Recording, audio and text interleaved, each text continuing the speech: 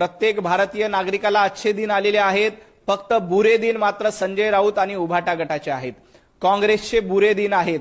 संजय राऊत तुमच्यासाठीचा काळा दिवस आहे, तुमच्यासाठी बुरे दिन आहेत। प्रत्येक भारतीय नागरिकाची मान आज अभिमानाने उंचावते। प्रत्येकाला आनंद वाटतोय की भारतीय जनता पार्टीचं सरकार आहे, देशामध्ये विकासाची कामं सुरू आहेत।